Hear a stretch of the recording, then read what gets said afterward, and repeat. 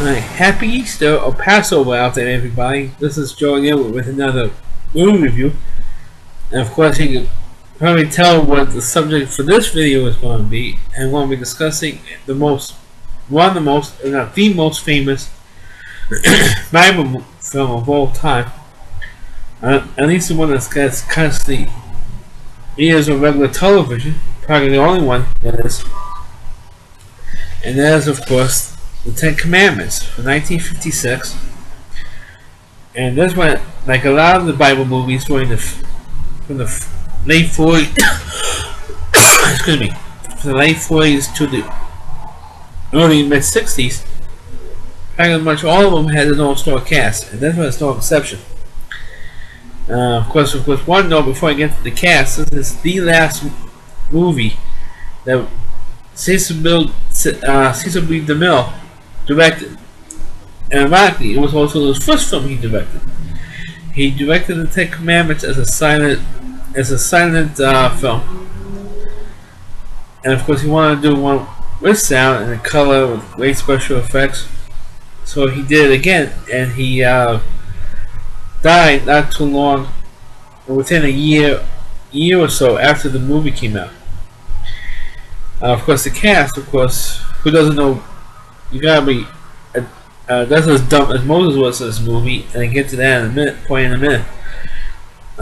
If you don't know who the cast is in this film, you had Charlton Hestion, who of course played the title character Moses. You had Ann Baxter, who played Nefertiti. You had Hugh Grant, who played Ramses II. Even though it wasn't both credits as Ramses II. That's who he played. You had Yvonne DiCarlo, who eventually became Moses' wife. You also have Richard Price in a small role, but you have Richard Price as a master builder, Baca the master builder. You also had Edward G. Robinson as for a minute I forgot his character's name, but he plays what I call the troublemaker of the film. You also had John Derek, of course, later on, or eventually made Bo Derek, playing Joshua. And you had Deborah Paget, who played Lilia, who was Joshua's love interest. Like I said, this is, of course, is also one of the longest, if not the longest, of the Bible films. It was like almost a 3-hour, 45-minute film, so it's very long to sit through in one shot. Those of you who don't know the story, this is a story about Moses freeing, from the book of Exodus, freeing the Jews out of Egypt into the Promised Land. So you have how Moses became one of the most famous Jews in Jewish history. But also one of the dumbest Jews, I have to say. I'm not going to get flack for this. I did get flack on one Jewish website for so on. And the reason is because, well, let me actually give you the premise of the film. The premise of the film was, it starts off when Moses was born, and of course the Pharaoh at the time, who was Ramses I, was told by his advisors that, hey, the Jews became a deliverer who delivered them out of bondage. And the falling star, was a falling star, and according, of course, there were more superstitions in those days. The falling star claimed his birth. So the Pharaoh says, okay, I'm going to kill every Jewish male newborn. All Jewish newborns who happen to be male must die, or will be killed.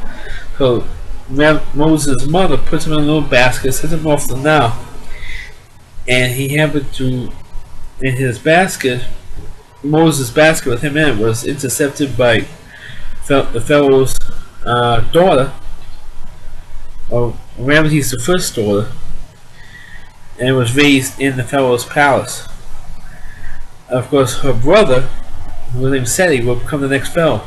So when Seti became the next Pharaoh after Ramses I, raised him, I think it was his own son, And his own son was Ramesses II, played by Hugh Greta, was jealous because he got all the love and attention from his father that he didn't get. So there was a bit of a rivalry going on between the two of them because of that.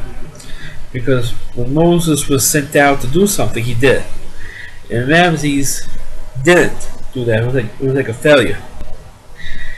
So of course, the more Ramesses failed, the more jealous he was.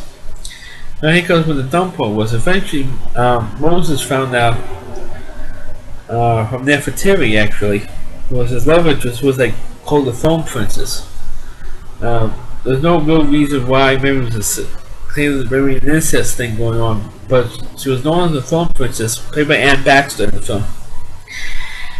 And she was supposed to marry the next pharaoh, and she was in love with Moses. And Nefertiti was the one that actually finds out from Dame Judith Anderson, another great character actress. She was also in the film. Judith Anderson tells Nefertiti that Moses is actually a Jew. And so, of course, Nefertiti eventually tells Moses that he was Jewish. So instead of keep his mouth shut, which is what he should have done, he decides to go into slavery. He tracks down his mother. His mother was still alive. And he also finds out he also had a brother named Aaron and a sister. I forgot who plays them in the film. He tracks them down and says, hey, decides to live with them and goes into slavery with them. And Nefertiti grabs him out of the mud pit, and she says to him, look, I don't care what you are. I don't care if you're a Jew or not. You're still the same. To me, you're still the same guy that I love. All we have to do is only you and I know who you are, what you really are. All we have to do is keep your mouth shut. You're about to become the next pharaoh anyway, and so all you have to do is keep your mouth shut. You become pharaoh, you free all the Jews, and then you can honor any God you want, or the Hebrew God, and I'll worship your God with you. That's all you have to. That's all you have to do. You just keep your mouth, stupid mouth shut. That's it. Well, then of course, eventually, Joshua was about to be whipped, or was being punished by the Vincent Price character, and Edward G. Robinson was running around, and he was. His character was Jewish, and he was running around trying to get information about who was supposed to be this deliverer. He was getting paid by Ramesses to do that. Of course, he finally finds out that Moses was Jewish, so he tells you Ramesses that Moses was Jewish. So of course he captures Moses, and of course he gets punished. And Moses gets punished by when not by Seti, who was a fellow. He said, I can't do it. He's like a son of me, I can't do it. So he says to you brother, when he says to Ramesses, you punish him. I can't do it. I can't say the words. And actually, of course, the punishment was death. So instead of killing him, he sends him out to the desert, goes to the next time, like John, I think it was, meets Yvonne DiCarlo and her father, and eventually marries Yvonne DiCarlo. He's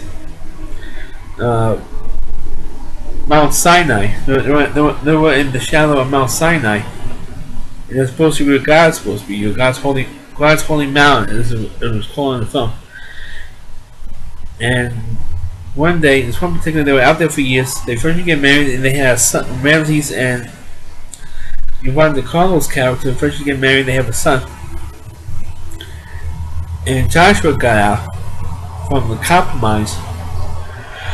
It's their punishment, really. And so he gets out, and he tracks down Moses.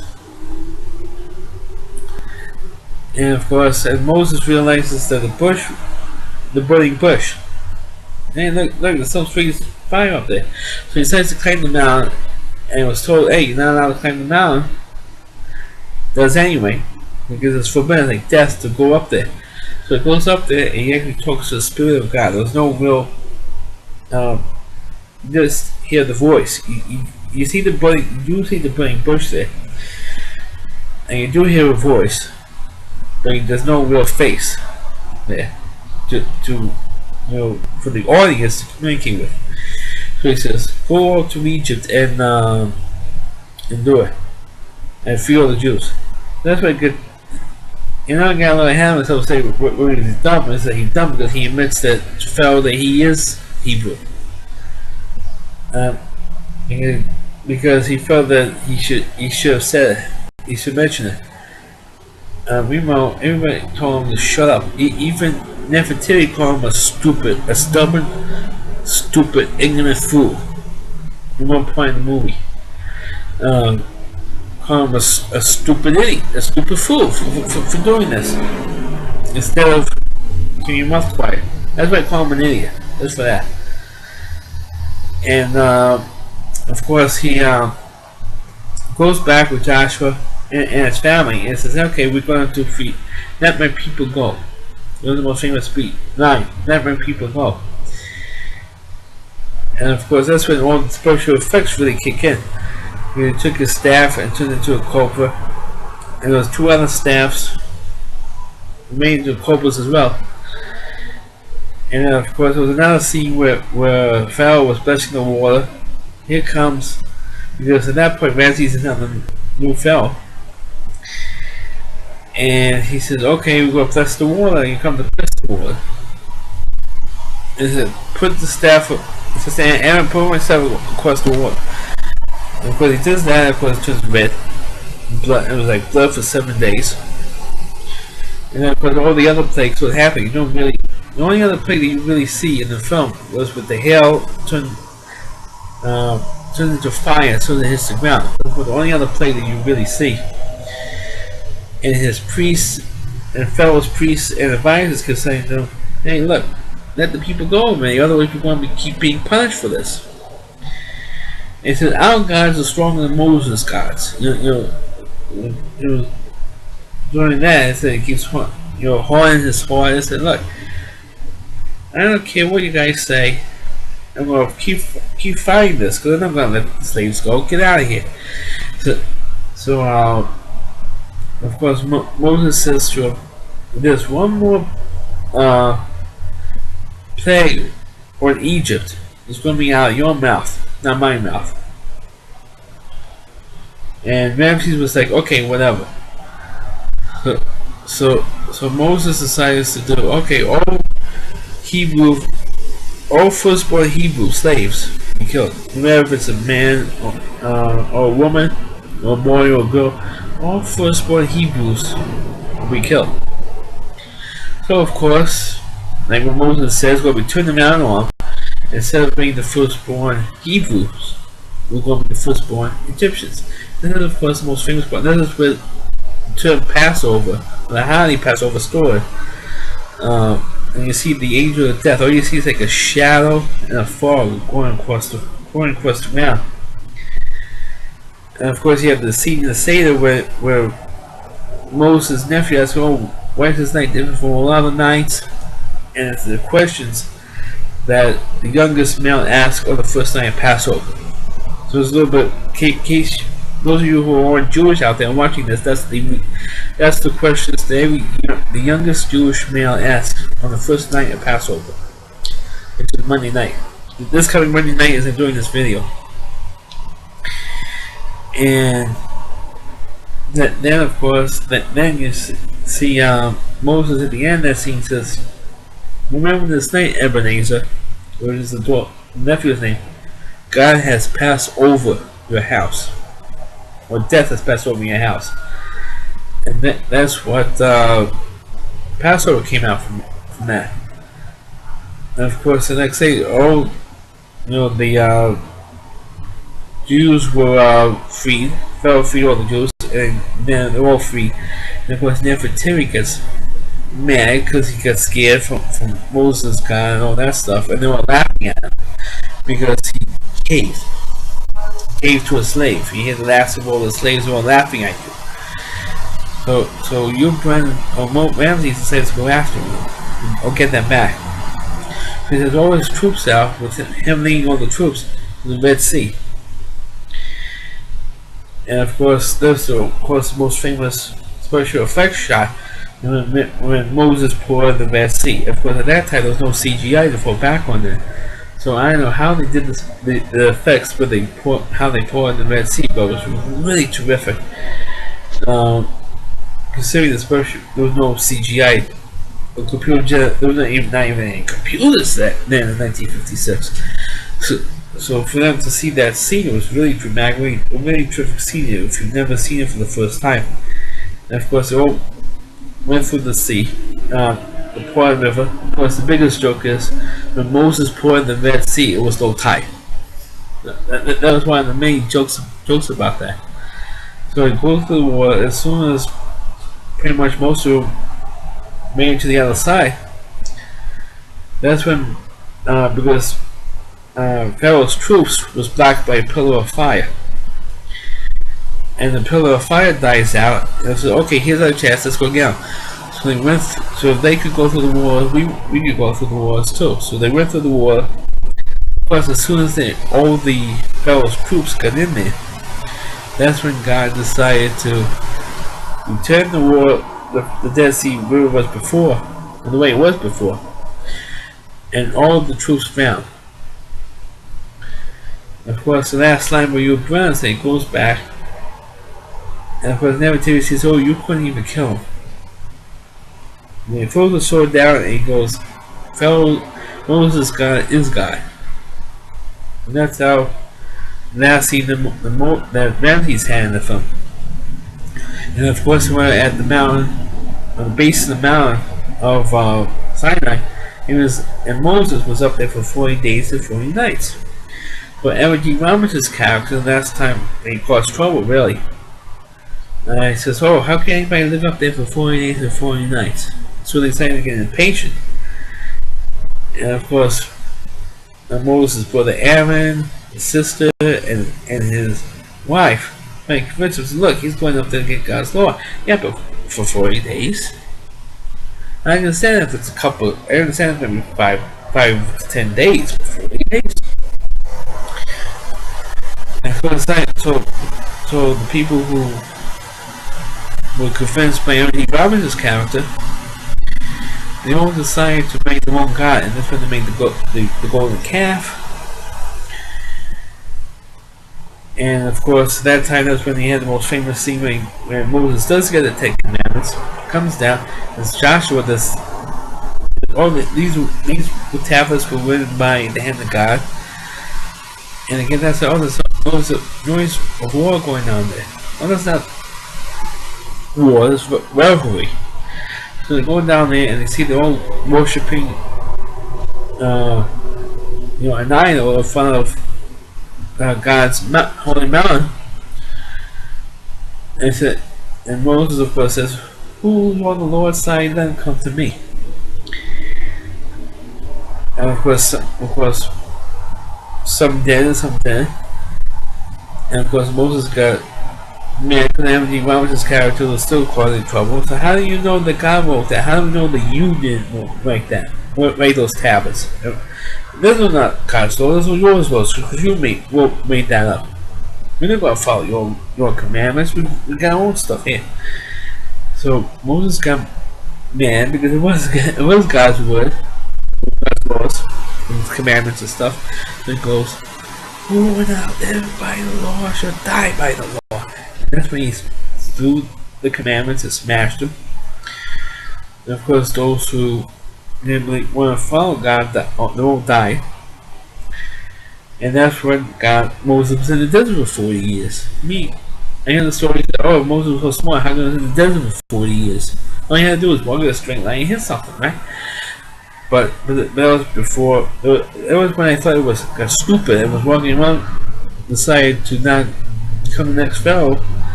wasn't meant it was a Jew and was running around the desert for 40 years. That's what I thought it was. Not because he smashed the Ten Commandments. That's what God decided upon Hashem and all the Jews after 40 years. When a generation of the Jews who weren't following Moses died out. That's when God allowed them to go into the state of Israel. And that's when Moses decided to hand the reins off to Joshua, the John Darrow character. And he says to his wife, look, the Lord sent me to do something else. And he pretty much say they were going to die. Pretty much. But instead of that, Moses walk out to the sunset, walk on the mountain, wave goodbye. That's how, movie is. But like I said, this is the most famous. Well, that's the end of the Ten Commandments ended. But like I said, it's the most famous Bible film. Even though there's plenty of other films, especially one in that time. There was like The Robe. There was the Bible, which told, of course, from Adam and Eve to Noah's Ark and all that. There was also the great story of the toad. There was forgot what else. This was the Last Temptation of Christ, which is, except for Mel Gibson. Before Mel Gibson made his movie, The Last Temptation of Christ was written by Martin Scorsese. That was the most controversial Bible film of all time. And then, of course, you had Mel Gibson's film. But then you had so many Bible films during the 50s and 60s. It was other than war movies at that time, Bible films was like the second most amount of films that they made in terms of genres. But in terms of the Ten Commandments, is the only one that's constantly being aired on television today. And remember, the Bible used to be aired like on PBS or something. Used to air the Bible. Greatest Story Ever Told also used to be on regular television. But now it says this was homemade cable movie channels. They show them on there. Like TCM or AMC will show these movies. But if you cannot afford cable, you're really missing. If you're really Christians or Catholics, what have you, who can't afford cable, we're really missing out on all the other Bible films. But like I said, the Ten Commandments is the most famous one because it's always constantly airing on television.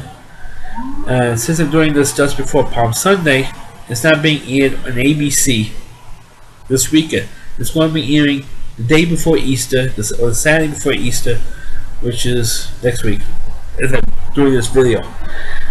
So look, the day before Easter, which is next week, please look on ABC. That's when they're the Ten Commandments, guaranteed. Because they made a Passover story, or ABC did, made the story about Passover, Moses and Passover, into an Easter story. It is just as bad, or not as bad, as taking the movie The Sound of what NBC did, was taking the movie The Sound of Music and making it into a Christmas story, even though The Sound of Music has nothing to do with Christmas. There's no Christmas scenes, there's no Merry Christmas parties, there's none of that stuff. Same thing in the Ten Commandments. They made the story of Passover into an Easter story. But so that's my review for Ten Commandments. Please like this video. Please comment. Feel free to comment on. Please rate it. Please subscribe to my channel, and please share this video on your Facebook pages. Thanks for watching.